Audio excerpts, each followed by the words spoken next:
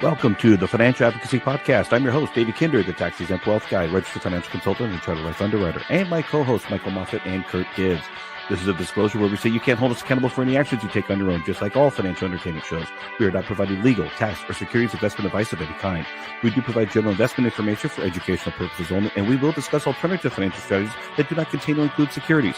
You can view all of our disclosures and disclaimers at our website at www.financialadvocacypodcast.com. Look both ways before crossing the street. Let's get started. I still have to update that live pin thing going on. I've still got that old announcement in there, so it keeps showing up. All right, welcome to the Financial Advocacy Podcast.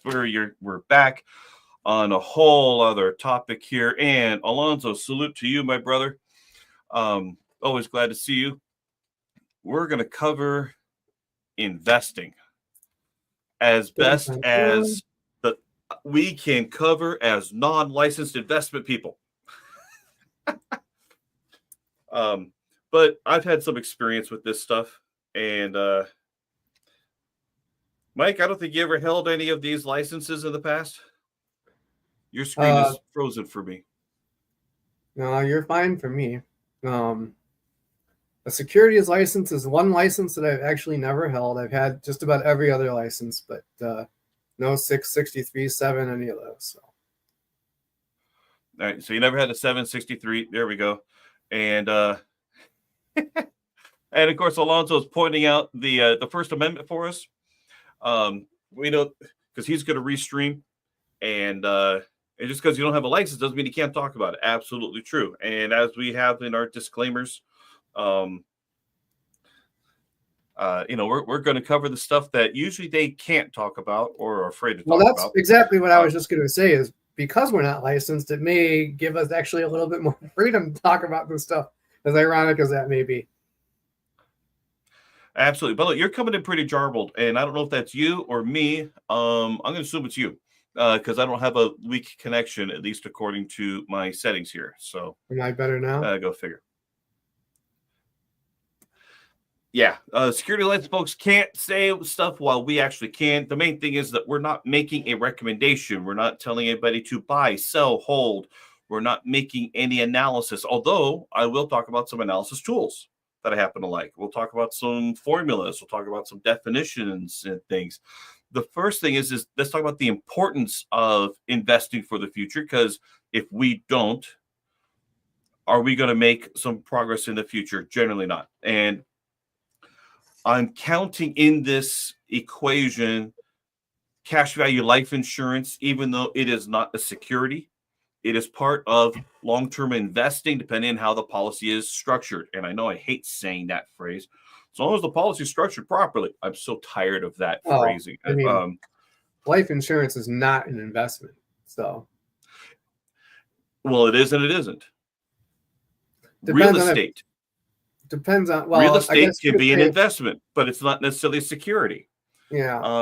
Collectibles. I guess you could say a variable policy would be about as close as you could get to an actual investment. That is a security, yes. And those are regulated by FINRA and the SEC, only offered by prospectus by those who are registered representatives who have a Series 6 and 63 at the very minimum, and they're sold through broker-dealers. There's also fee-based alternatives that are out there. I don't see any reason to ever offer them, but they are what they are. But is life insurance an investment? Let's cover that real quick. Yes and no. And I'm going to say yes in the fact that we're building it for a return. It is not at risk in the market. It is not a security, but we are building up an asset. And we don't have to do it. No one's forcing us to do it. It's not like homeowners insurance and auto insurance that we talked about, a few weeks ago and all that stuff. Those are requirements. And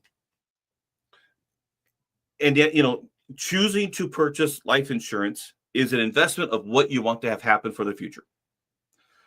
That's as simple as we can make that. It is not necessarily a security. It is not necessarily subject to the investment and oversight of the SEC and FINRA, although they'll monitor the investment, the insurance companies, as well as the state regulators, all that stuff. So is it an investment? It is not a security. That much I could always say. Is an investment? Yes, in the English definition of the term investment, not necessarily the regulatory term of investment. So It I'm always depends. trying to be very cautious of terminology, right? Because I don't want to get anybody in trouble. Um, Alonzo says, question from the audience: any thoughts on Trump wanting to make USA the crypto capital? Here's what's interesting is, and I saw some of that in the recent news. And even though this is normally under financial literacy, we're not talking about current events, but this is interesting and timely. I was looking at those things, and the fact is that they want to add it into the treasury, I think. But the thing is that the United States is not an issuer of the of crypto. It is not our currency. So just because they want to make it an additional asset does not mean that now crypto is now the currency of the United States. We have to make sure we make that delineation. So the same reasons that people are cautious of crypto, or the exact same reasons that people buy crypto. It is not backed by any government entity. Just because the government buys it doesn't mean that it's now backed by the government. It just means that the government can now be a beneficiary of whatever the holdings are and of those returns. So it's an interesting thing. It's the same thing with Mass Mutual, 5 years ago. I think they bought like $1 million worth of crypto at the time. Obviously, it's done well, assuming that they've held it. But I think they got more PR press benefit more than they got return benefit at the time. So it is what it is. But just because the United States government may be buying it does not necessarily make it a suitable investment to be ever recommended. And we're never recommending anything anyway. I'm not saying that the public should be buying it. I find it interesting that they're trying to make it more legitimate that way. So I'll give it that. Alonso's saying 100 million. I don't know if it grew to 100. It probably grew to 100 million for what Mass Mutual did. I can never get the MMs right. That's not thousands, that's millions, right? So, yeah, 100 million? That doesn't sound right to me. I'd have to look it up, but I don't want to take the time to do it now. So, It is. let's to the interesting stuff. What has I'm sure everybody's heard of the question, and the first time I think I heard this question ever asked, I think it was in the movie. Oh, what was it called? It was back in the 80s. And now I had it in the tip of my tongue, and now it's gone. But I can't remember it now. But it was that one teacher going into the hood, and of course it's LA, so it relates more to Southern California. And anyway, he's teaching these people, these students, he's getting into calculus, stuff like that. But one of the questions he asked early on, I think it was this movie: would you rather have $100,000 today, or a penny doubled every day for 30 days? And of course, that's a math question. That is not an actual investment question, because nothing doubles in value every day for 30 days, 30 weeks, 30 years, nothing. So it's a math question. How good are we at our math?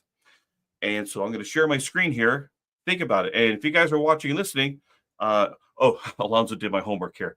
Along with a $5 million equity investment in NYDIG, Mass Mutual also purchased $100 million in Bitcoin for its general investment. Okay, cool. I don't mind being wrong. I'm okay with that. I really am. I am secure in not only my masculinity, but in my intellectual capacity to be wrong. But the question is, are they still holding it? Yeah, who knows? My guess would be probably. I don't know. But anyway, for everybody that's watching and listening, put it in the comments. Would you rather have $100,000 right now, or a penny doubled every day for 30 days? And in 5, 4, 3, 2, 1, we got the comments of 0 here. So I'm going to give you the answer here, because I have a spreadsheet on this thing. Alonzo's saying a penny. He gets it. Now, granted, all of it also assumes that if you know what the math is, what else could you do with $100,000 today that might do better than what that math is? So that's always a question, right? Once we know it. But let's share the screen here. And on the left here, a penny doubling for 30 cycles, whether it's 30 days, 30 weeks, 30 months, 30 years, doesn't matter. 30 cycles, penny doubling every day. And let's see, can I zoom in further? Almost afraid to, I might lose my spot here. Okay, 200%. Let's do that. There we go. Okay, so at the end of the 30th day alone is $5.3 million. The 30th day alone, according to math. So if the cumulative total, you add up all the days, $10.7 million. So if you chose the $100,000 on day one, you just lost out on $10.6 million. I mean, darn. But the thing is that what would you have done differently? That's the biggest question there. Now, using this as a model of our decisions, what happens if we happen to skip one day of compounding? So that's why I highlighted this cell here. So a year or period, day, whatever it is, 15, we did not double. It just stayed. We did not lose our values. It just stayed even. No gain, no loss. We stayed even. What happens? Well, at that point, we just lost one day, and our cumulative total is $5.3 million. Again, nothing acts like this in real life, but it models what can happen. So we lost out on the back end, right? That last 30th day was not as high as it could have been. Now, the neat thing is about this is that if this was real life, which it never will be, you wait one more day and you've got your 10 million, right? It's not a big deal.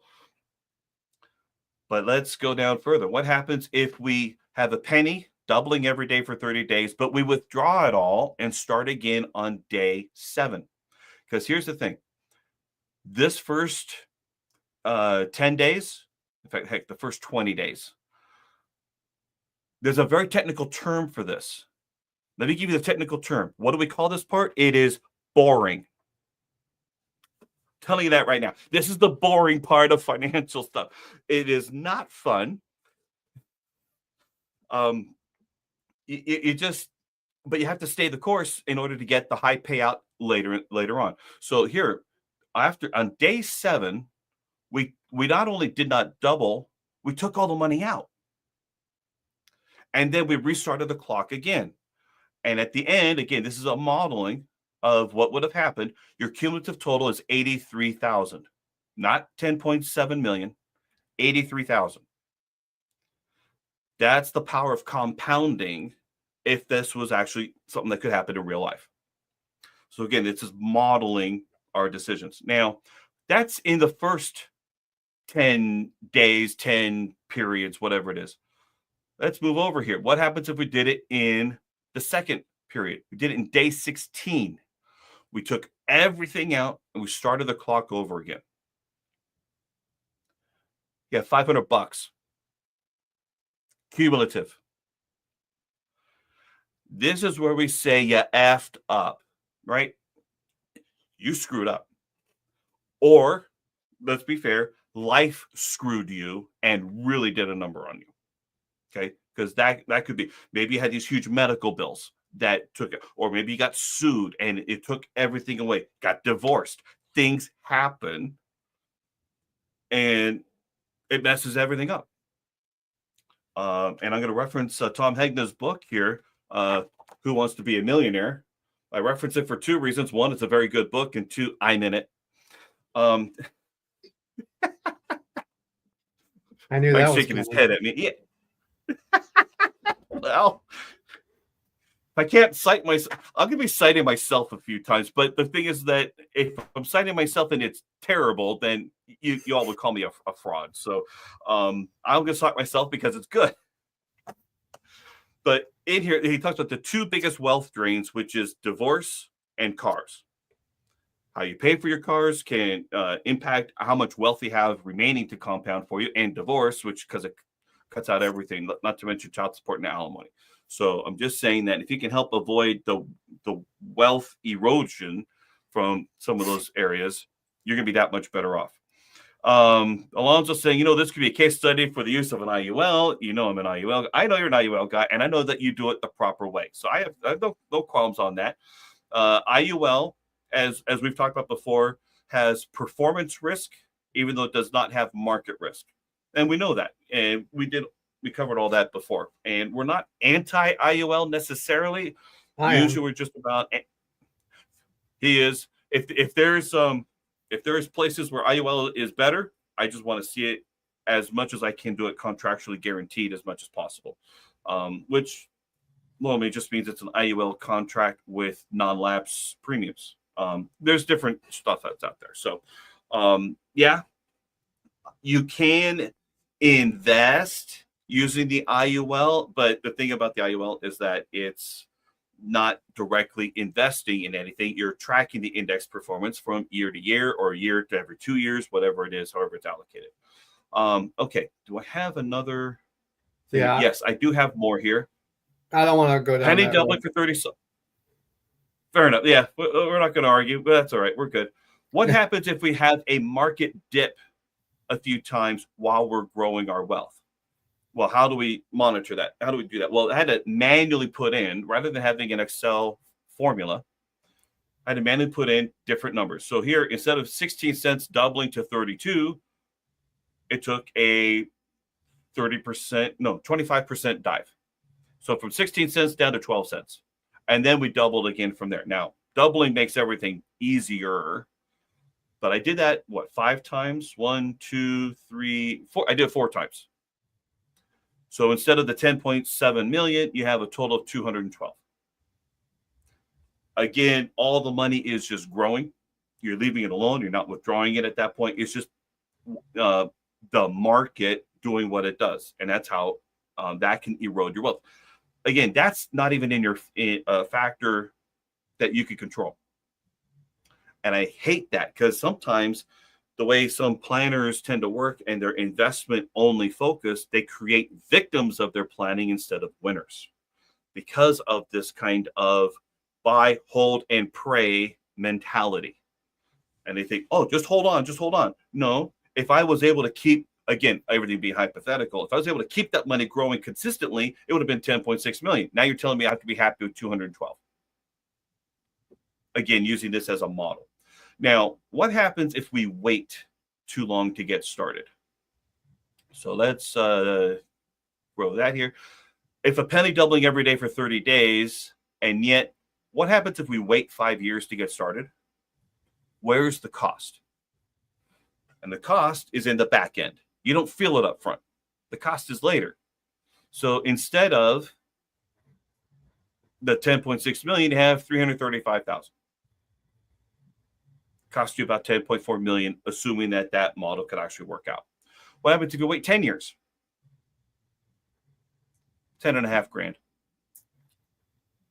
So I wanted to use this as a model of how our behavior impacts our investment results. And in addition, sometimes, how outside influences can impact things. So what happens if you wait 10 years and you had those market declines? I didn't do that one yet. I'm just saying, combine the two. That's a reason why not everybody has the wealth that they can have.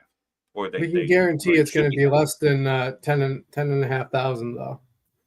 Oh, I can guarantee. If there's anything that I can guarantee is that, one, if you don't invest, you won't get any return at all. And 2, you are not getting a penny doubling every day for 30 days or 30 years or 30 cycles, whatever it is. It will not 30 happen. anything. 30 anything, because nothing happens that way. So that's that one. Now, there's a lot of criteria.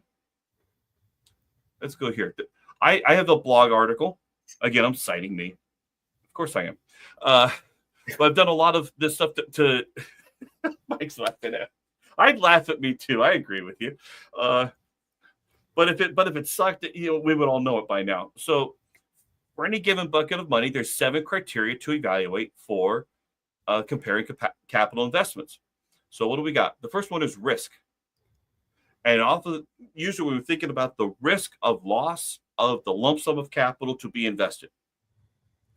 And unfortunately, we can't always tell the future, but we can look to the past, even though every disclaimer says, what does it say? It says investment performance or past performance is not an indication of future results. So that's always there.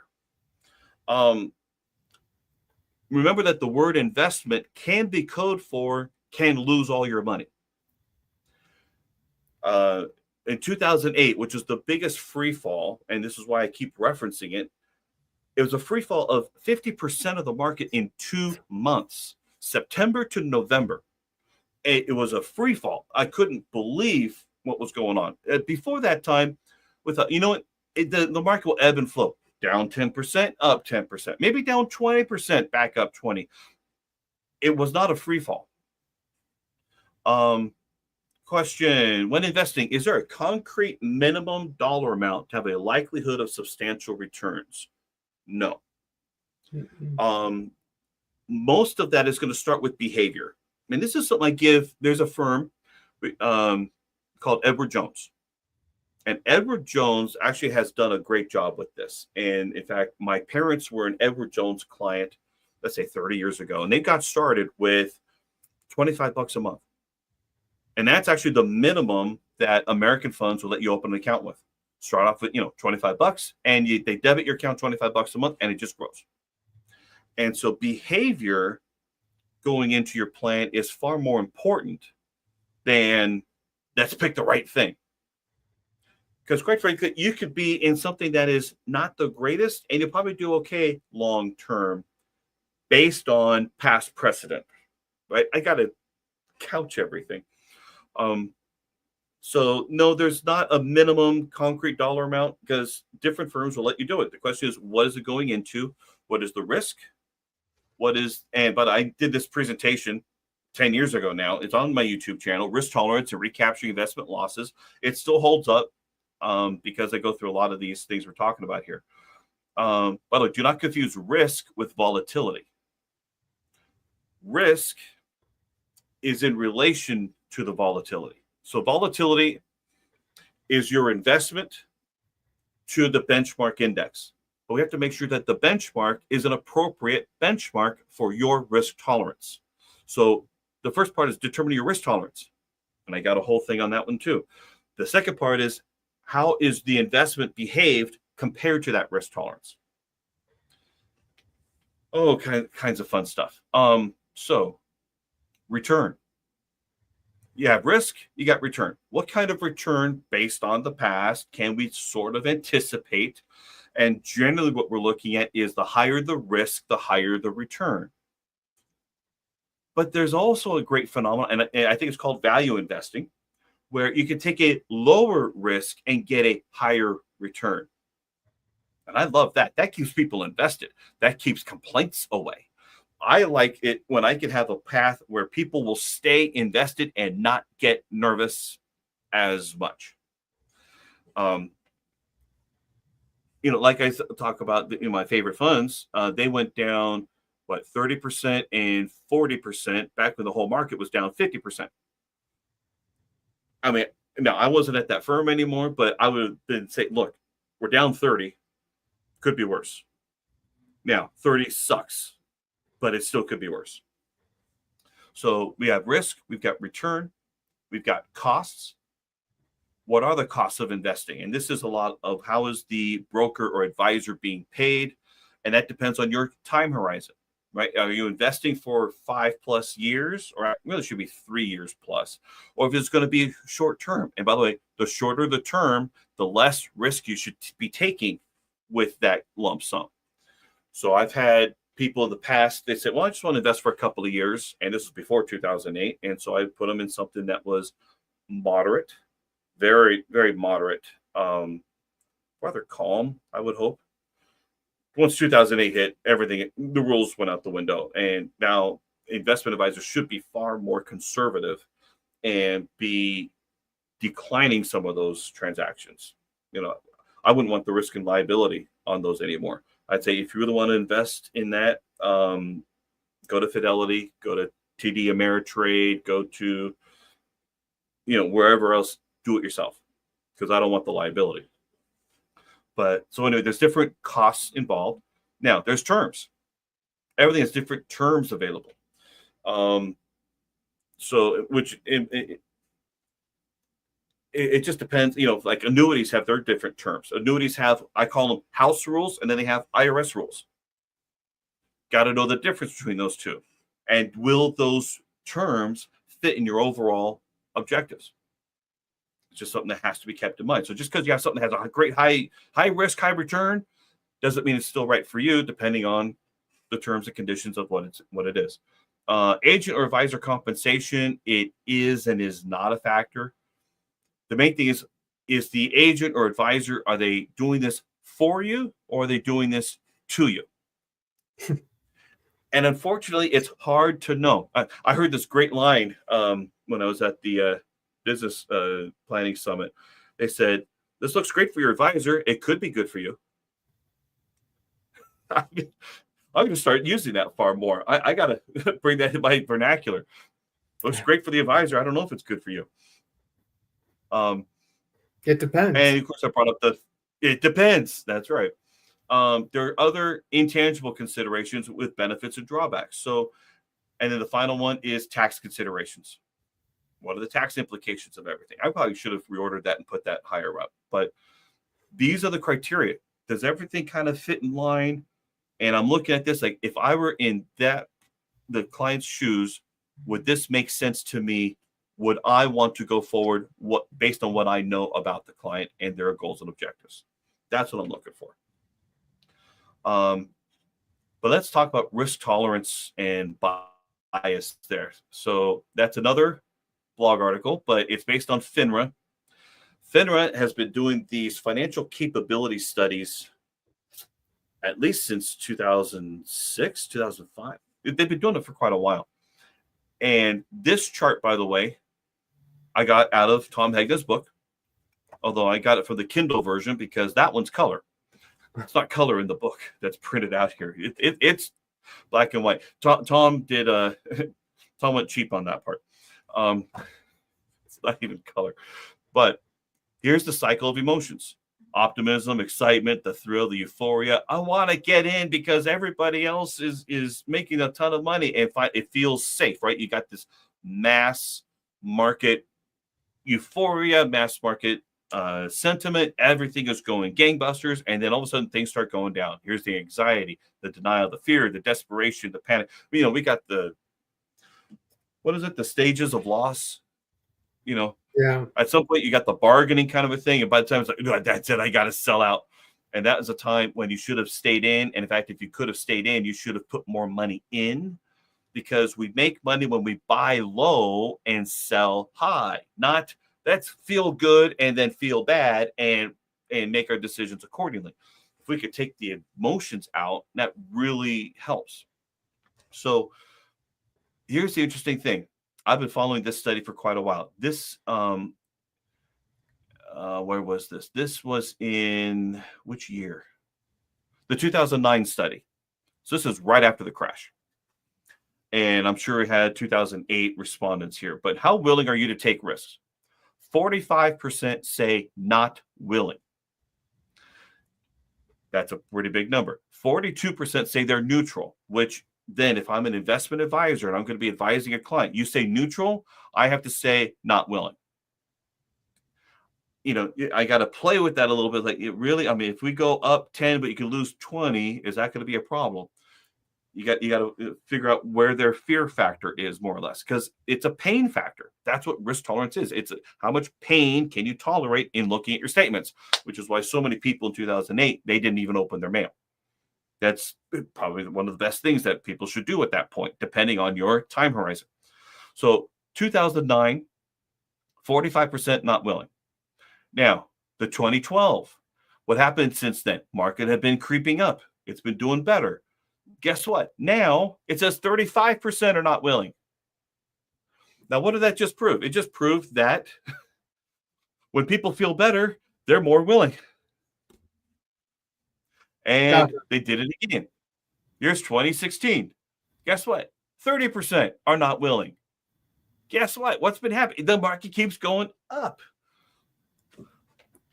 So FINRA's own study is confirming that when things are going well, people are more apt to take risk. And that's okay. But now when they did their latest version, they don't include that question anymore. So they don't ask that question. Maybe they figured out that there's been a pattern and it's not helping their brokers sell. So whatever, I don't know. I do find that interesting. So this is one of my favorite charts. Once I've seen it, I share it. It's not mine, and it's pure math. Even though Crestmont Research, you go to crestmontresearch.com, they have all kinds of great reports and things on there.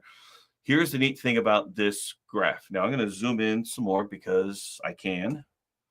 There we go. Okay.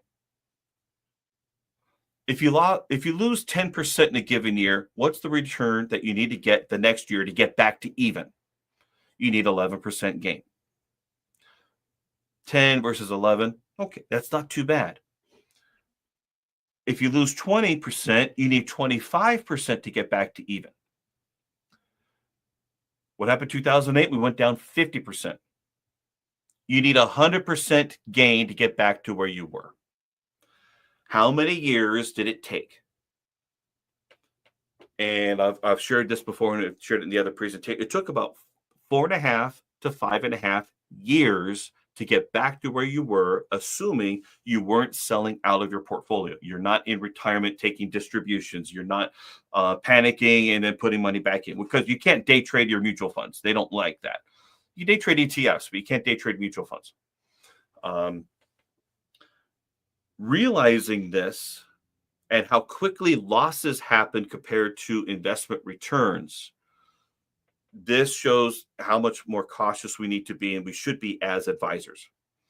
Investment advisors should be far more cautious. It's just, and by the way, 90%, you might say 90% will never happen. The stock for Zoom went down 90% from its high in 2020. And of course, why did it go so high in 2020? Because pandemic, everybody's doing online web conferencing. But ever since then, I've got the chart on my Facebook feed somewhere. It did go down 90%. I'm like, well, there's an example. That's one stock, by the way. And to get back, you need a 900% return to get back to even, which basically means it will not happen. You're not going to get your money back from Zoom if you're following it down to the bottom and trying to wait for it to come back. There's only one way it's going to come back from that, and that's if, and maybe we should say when, the next pandemic happens, and it is either real or government manufactured panic, and we're all told to stay in place, and we go from there. It is what it is. So that's a great chart, because the perception of small losses take huge gains to get back to where you were, and you've got to have the time to get back to it. There is a phrase, and one of the most prominent speakers of our industry, Van Miller, he says, where is it written in finance that you have to lose 30 to 50 to 70% of your money to make money? And I know exactly where it's written, because the saying is, we get it right, volatility is the price we pay for higher returns. That's the phrase. And that was said well before 2008. I don't think too many people are really saying that phrase anymore. At least I really hope not, because we've got far more people going into retirement. What was it? The retirement red zone is the 5 years before, the 5 years after retirement, because that's when your greatest risk of the ripple effects of those risks really compound through the rest of your retirement period. Alonzo asks, is there an average time horizon for investors? It depends. There are some people who want to invest so they can buy a home. Like, okay, well, what are we trying to do for that? You just want to get enough for the down payment. What are you investing, compounding, whatever it is going to be? Are you investing towards retirement? And again, if you're investing directly into mutual funds and such, that's a long-term play. And if you're doing dollar cost average, go ahead. If you're, depending on your age, right? If you're planning for retirement, that could be a 40+ year horizon, depending on when you're starting. Right, exactly. And dollar cost averaging helps you to buy shares lower that would theoretically continue to rebound over time. And I say theoretically because just because it's always been that way in the past does not necessarily mean it's going to be that way in the future. But here's the thing about institutional money management as opposed to personal planning, because institutions will manage funds for 30, 40, 50, 60, 80, 100 years plus, because the institutions are going to be forever entities, essentially.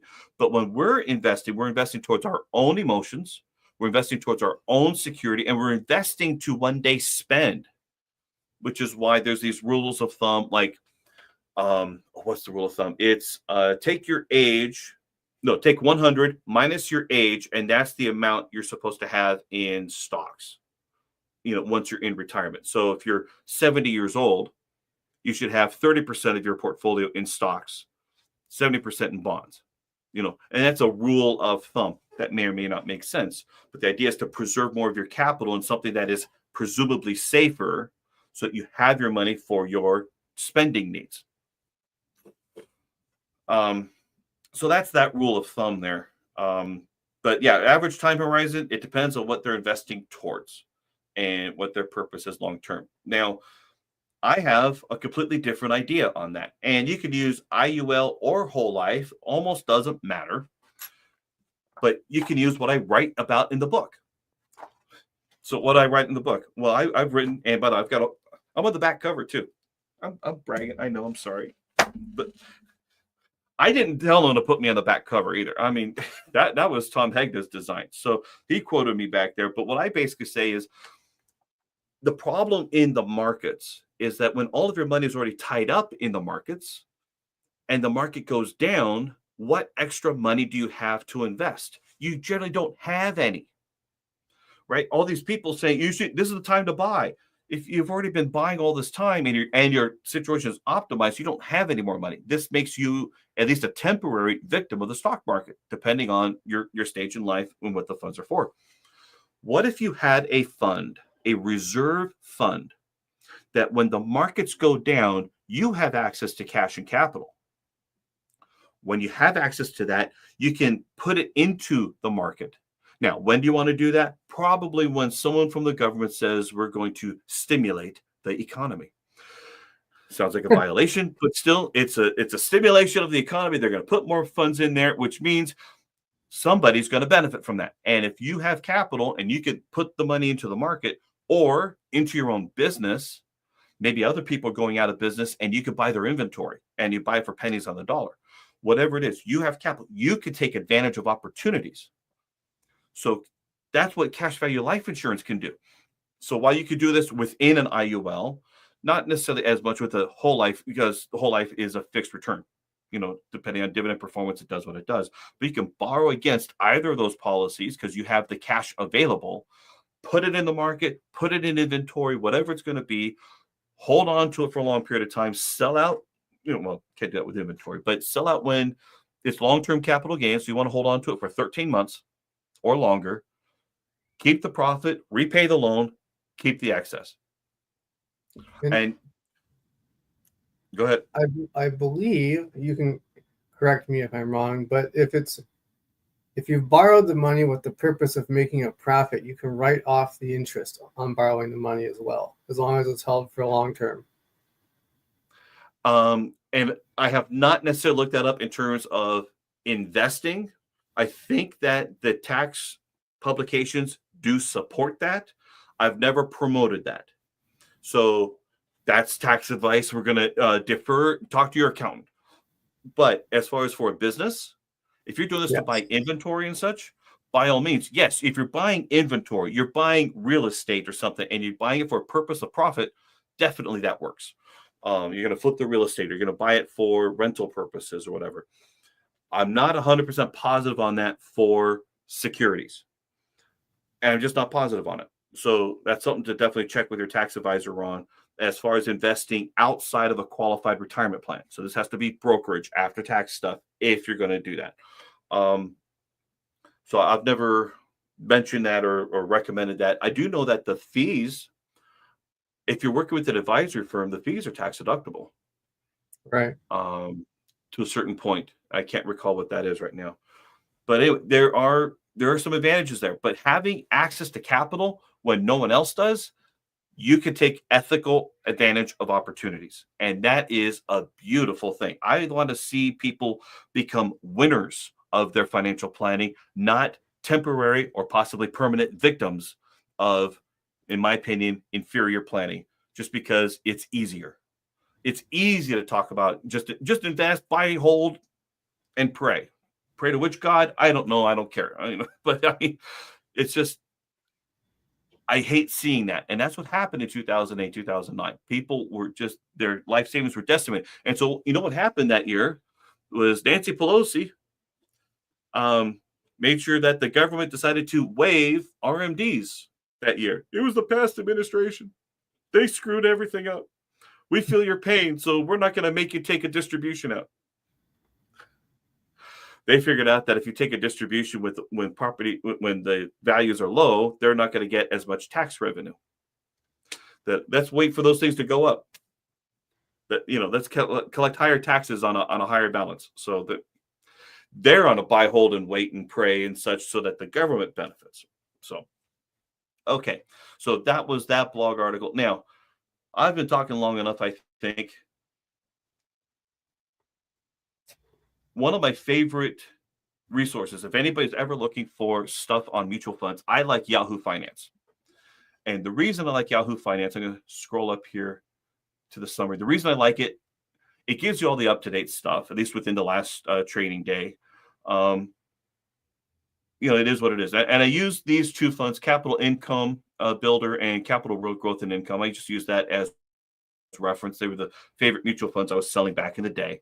And this is as of today, which is March 4th. Command Day. Sorry. March 4th. Sorry. I'm getting campy now. But the neat thing is that when you go here to risk, Mike's going to laugh at me. That's all right. Okay. You go here to risk, and the risk part gives you the modern portfolio theory statistics. And I happen to like being able to see that stuff. Now, it's going to show them over a period of time. In this case, 3 years, 5 years, and 10-year period. What is alpha?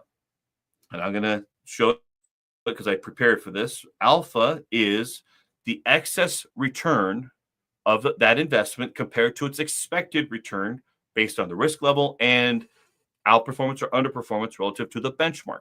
So whatever the benchmark is it doing better or worse than the benchmark returns?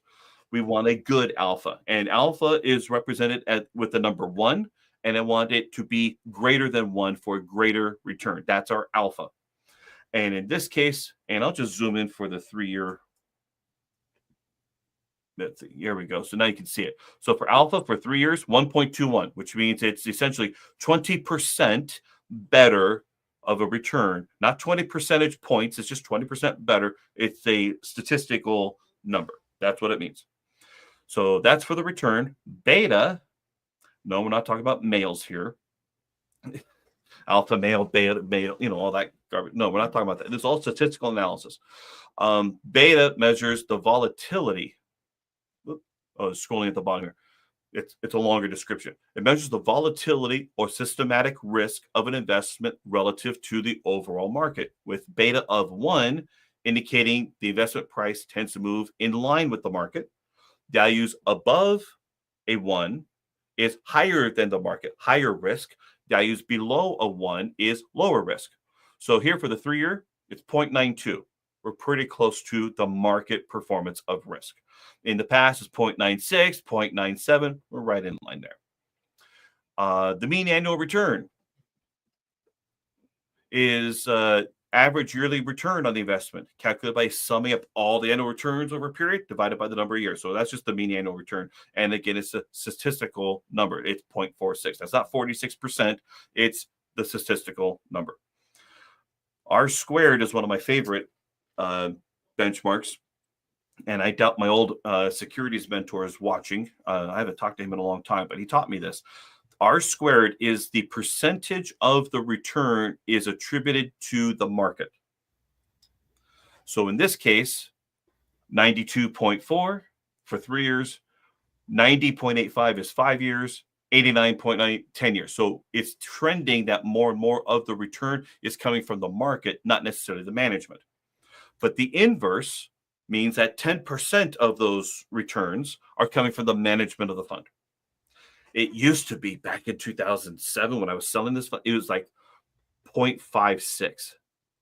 So it had in my opinion, a high talent index, which means that the management was really the ones generating the returns. So again, that's one of my favorite statistical things to look at.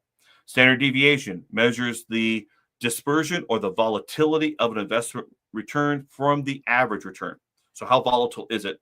Providing insight to the investment's risk with higher values indicating greater variability in returns. So standard deviation, 12.09, 12.61, 10.38. It is what it is. It's actually a little bit lower return, but I haven't really ever figured out how to read standard deviation. Let's go to the last two, the Sharpe ratio. Sharpe ratio measures the risk-adjusted return of an investment by comparing the excess return basically over risk-free rate. So whatever the risk-free rate is, essentially whatever a treasury bill or a CD is paying, let's say right now it's like 4%. What is the risk-adjusted return to its standard deviation? And so that is saying 0.11. That's a pretty low number. So something's changed there because it used to be 0.36 and 0.42. So something's changed there. I don't know how to read all that. The Treynor ratio is it measures risk-adjusted return of investment comparing the excess return over the risk-free rate like before, but we're comparing it to the beta as opposed to the standard deviation. So how much return is earned per unit of market risk? All right, that was a whole bunch of gobbledygook, but it's interesting to ask AI, what does all this stuff mean? And it tells you. And that's where I got that information from because I only memorized alpha, beta, and R squared.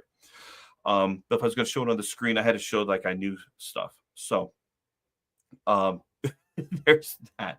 But here's the thing. All these statistics all come from gambling. If we think about it, all of it comes from gambling. How much, if I flip a coin in the air, how many times is it going to land heads? How many times is it going to land tails? Right? And those numbers are directly inverse to each other. That's where it all comes from. Now, let's get back to this part here. What's his name? Harry Markowitz was the one who got the 1990 Nobel Prize in economics based on modern portfolio theory. But the theory is using risk-return statistics. You could do well with your portfolio by sticking to a given risk tolerance parameter. And you just stay the course. That's what he's talking about. Well, it's also assuming that nothing changes year to year. The risk-return model, this is the efficient frontier. It's in concept only, but basically, if you had a portfolio R, you're taking a given level of risk. You want to earn the returns of Q, which is right here, right there on the line. You should be earning more. If you're taking even more risk, if you have a portfolio of U or T, you want the returns of S. You want to optimize the returns for the amount of risk you're taking. That's the idea. Taking all of that I like these scattergrams. Usually a lot of pages have them. Yahoo Finance does not, unfortunately. But like this was a 1-year example. This is a mutual fund compared to an S&P 1500 index, not the 500 index, the 1500.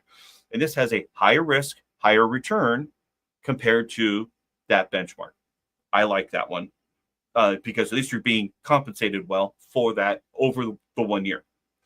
This is a 5-year example, and I know it's too small, and this is an old presentation, but I still have it. This is compared to the Russell 3000, I think. But look at this fund way up here.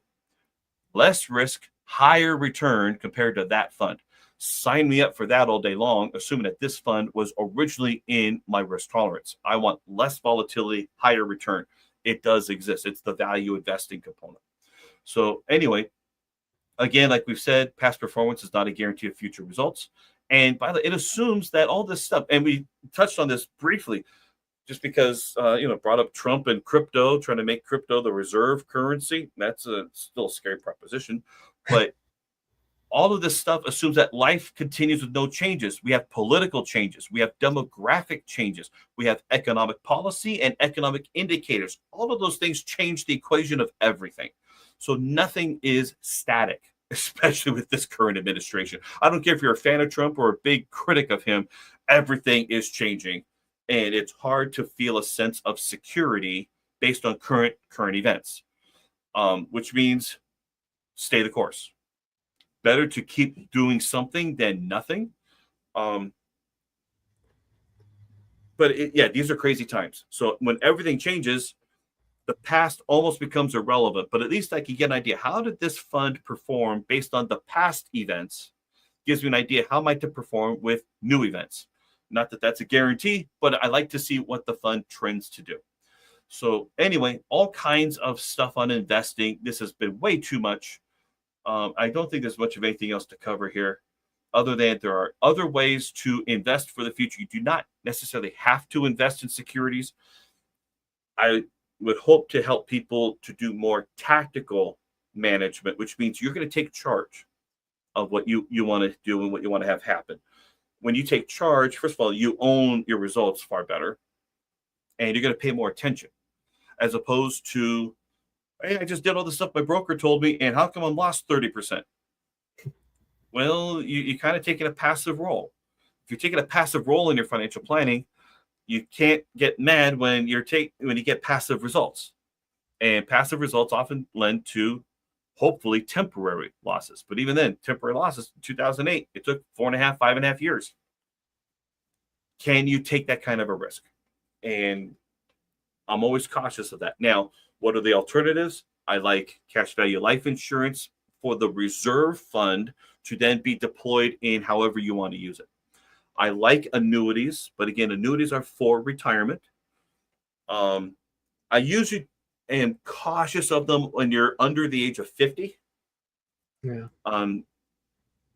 50 and over is acceptable, depending, right? There's different ways that these things can work, but like everything, it depends. Right. There are so many things. So I think we've covered investments, other than defining what is a stock, what is a bond. We never covered that, but a stock is ownership in a company. Right. Based on your percentage of all the outstanding shares, you own X percent, usually far less than 1% if you're talking about publicly traded companies. By the way, private, far less, probably very much fractional, essentially. If we're looking at private companies, if you're a private investor, you may own stock in a private corporation, which is far harder to transact that business. So, that's what a stock is. But the stock is ownership. A bond is lending. A bond is when you are going to lend your money to a government or another institution, or you're a direct lender to a company, and they're going to pay you principal and interest over a period of time. And it depends on the terms of the bond and all that other stuff. And it's interest rate sensitive. Here's the thing about bonds is that as long as the bond issuer, meaning the company, stays in business and you hold on to your position, you will get all your money back and all the interest, despite whatever the variations are. The problem is we don't look at it that way. We look at the statement on our balance, the balance on our statements, and we're like, oh no, the bonds went down because interest rates went up. If you hold on to it, you'll be okay. But then if you have bonds in a mutual fund, the mutual fund will make those trading decisions for you. So it all depends. All right. Alonzo asked a good annuity question. What age would you recommend a SPIA? A SPIA can be good at any age. Well, first off, what for the audience, let's define or explain what a SPIA is in case they don't know. Fair enough. Good. I'm glad someone keeps me on track for jargon. I'm usually pretty good on that. A SPIA is a single premium immediate annuity. Now, what the hell did I just say? What it means is that you take a lump sum and you define a payout structure to begin immediately. And the payout structure is either over your lifetime, or it's for a period of time, or a combination of the two. That's what a SPIA does. And for example, let's suppose that someone inherited some money and they want to use the money to purchase life insurance. a SPIA can be done for that purpose. You can set up a 10 period certain, which means 10 payments guaranteed, even if you don't live. So, so a beneficiary will continue to receive those payments. And you use those 10 payments to buy life insurance. And you use it to fund a policy. You can do that at any time. And SPIAs are exempt from the 10% penalty when we talk about qualified plans, because they're already annuitized. So there's different things with them. SPIAs can be very advantageous. Now, SPIAs are also boring. We covered that technical term earlier. They don't earn a whole lot. But depending on how it's being used, I like them being coordinated with other things.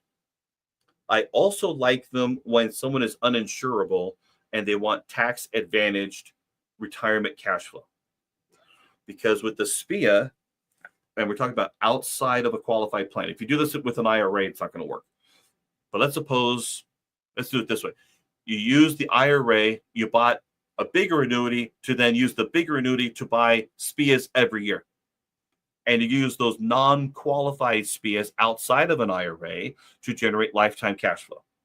Well, those non-qualified SPIAs have only the exclusion ratio. That's a technical term. I apologize, but we're agents here. We know what we're talking about. The exclusion ratio is about 10% or less of those payments, which will even be subject to a tax form. So imagine if you had a SPIA of $10,000 a year, then $1,000 or less will be counted as taxes. Yeah. And it takes a huge amount of SPIA income, a non-qualified SPIA, it takes a huge amount to even affect the taxation of your Social Security with the current Social Security rules as they are. So there's definitely a place. So if someone is uninsurable, that does not necessarily mean that they're not going to live a long time. Just means they're not qualified for life insurance. And one of the things I like to being able to do is being able to solve for tax-exempt cash flow in retirement, regardless of your insurability.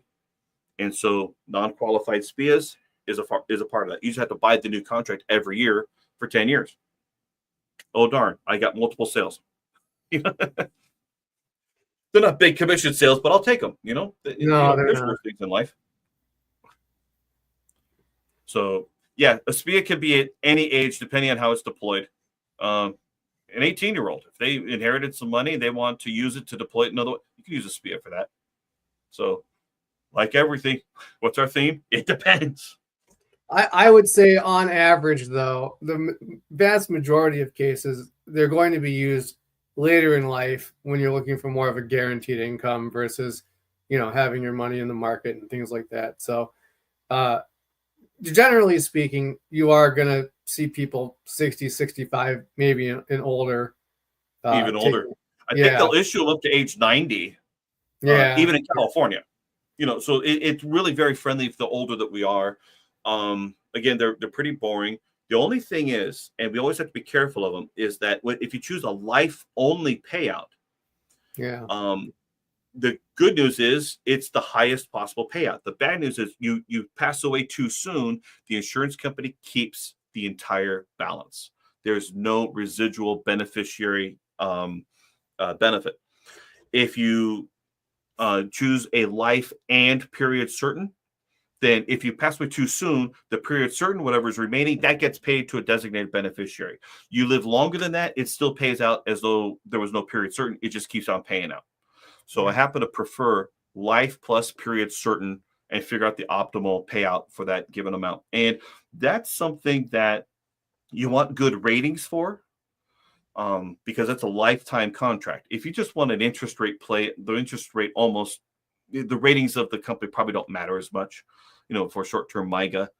But the longer that we want that contract in place, I need an A- on up rated company. I need a company that's going to be around for quite a while. Yeah, the higher the better. Yeah, generally speaking. But still, the payout rate is an important factor too, and other terms, definitions. Right. And that is an interesting thing, is that generally, the higher the rating, the lower the payouts tend to be. But that's probably partially why they have the higher rating, because the money is more secure and they're a more secure company. So, and basically, they don't need to buy that business. The the lower the rating, the more they're going to buy that business by offering something that they otherwise would not be able to do. That's why they've got to offer it that way. So I see a mix of that, but at the same time, if you're not at least an A- rating with AM Best, I'm not touching it. Not for a lifetime payout contract. Hey, we're right at an hour. Hey, we did it. We did it, and of course, I went to the deep end, but I had to show off a little bit about some of this stuff. So it is what it is. So the important thing about investing is do it, get started with it, but try to find an investment strategy that works for you. I prefer something far more tactical where you're accumulating a lump sum of money to then be deployed prudently with, and this is the luck factor. Luck is liquidity, use, control, and knowledge. I'd rather have that happen than, hey, blindly trust something and let's just throw it into this fund and hey, it does whatever it does. I prefer something far more tactical than passive. So yeah. Well, and on this point, if you look at the overall time horizon, and we were talking about market losses and things that can happen throughout time, the younger you are, the more time you're going to have to recover. That's just math, right? yes. So when you're looking at this and that, your age minus whatever thing, that's for bonds and whatever, that's a decent strategy. But the closer you get to retirement, and this is back to your point, in 2008, if you're 5 years out from retirement and you take a 30, 40, 50% hit, and it's taking you 5 years to get back to retirement or to what you had, assuming, and this assumes no distributions, right? Because right. you start taking a distribution out of that, and then you're really up a creek without a paddle. But the point is that the longer your time horizon is, obviously the more risk you can take because you have more time to recover. So a lot of people will talk about how just investing in the market and just keep investing and whatever else, and the market always recovers. Well, it does and it doesn't, because it depends on what side of the mountain you're on. And if you're on the wrong side of the mountain when that correction happens, that's where we find people, that thought they were set up for retirement suddenly working at McDonald's again. And remember, the average time horizon, I'm going to go back to Alonso's question, which is the average time horizon for investors. It depends on what you're saving for. And Right. There's a lot of investment ideas where they want to separate or segment your accounts. So here's your retirement accounts, but here's your college savings plans for your kids. That's a different time horizon than your retirement. I mean, I am 47 now. I got 3 kids. One is 21, one's 19, the other one's 17. What's my time horizon for my 17-year-old? 1 year. This is not the same as a 20-year horizon before I'm 67 to retire at full retirement age with Social Security. So that's a different thing. You got to take the different time horizons towards the different goals. And imagine it, now life has happened and I've been an entrepreneur and I do not have the resources that I wish I would have had for my kids. But let's suppose that I did. Imagine a market crash happens 2 years before my daughter would want to go to USC, assuming she could get in. Probably couldn't, but let's suppose that she could, right? Sorry, Rebecca. Okay. I know your daughter, and she's not, anyway.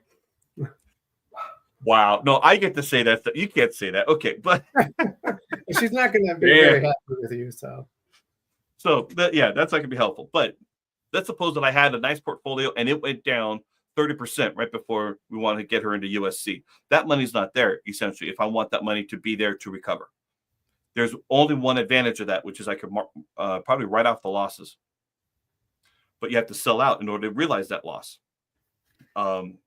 So time horizons, it's important depending on where you're at and what you're saving for and what each account is set up for. And yeah, I the nice thing about having the cash reserve of life insurance, for college planning, the whole thing's an exempt asset. It's not reportable on the FAFSA, so that's a good part. That means you can use it and deploy it as much as you want. It doesn't affect your expected family contribution, as we talked about a couple of weeks ago. And it And doesn't even then have to be used for college. doesn't have to be used for college. It can be used for anything. In fact, you could set up as the family bank. You could set up for college, and then you have the student, once they graduate, set up their own repayment plans back to the family bank. And you make it far more advantageous. There's a whole book on that. Was it What Would the Rockefellers Do? Pretty good book on some of that kind of thing. So anyway, I'm coming up at my mental stop here. But yeah, I think we covered so many things, so many of these different considerations on investing and planning. Just want to make sure that people are making informed choices. And things are far more complicated. And the longer I've been in this business, it's simpler and more complicated, which is why we keep saying it freaking depends. So, I don't know. Any final thoughts? I think we covered it almost to death here. Yeah, no, I'm good. I thought this was a good one. Yeah, it depends, man. It depends. And this year is going to be a whole nother thing. At some point, once we finish up our financial literacy series, we'll get back into current events, and we'll have to do a year in review for the month at some point. So much stuff going on. So anyway, we will leave this recording at that. Thank you all for watching and listening. Make it a great day. We'll catch you all next week. I don't know what we're talking about then, but it'll be good. All right. Catch you then. Yeah. You have been listening to an episode of the Financial Advocacy Podcast. As a reminder, you can't hold us accountable for any actions you take on your own. Just like all financial entertainment shows, we are not providing legal, tax, or securities investment advice of any kind. We do provide general investment information for educational purposes only, and we will discuss alternative financial strategies that do not contain accrued securities. You can view all of our disclosures and disclaimers at our website at www.financialadvocacypodcast.com. Look both ways for across the street. Thank you for listening, and make it a great day.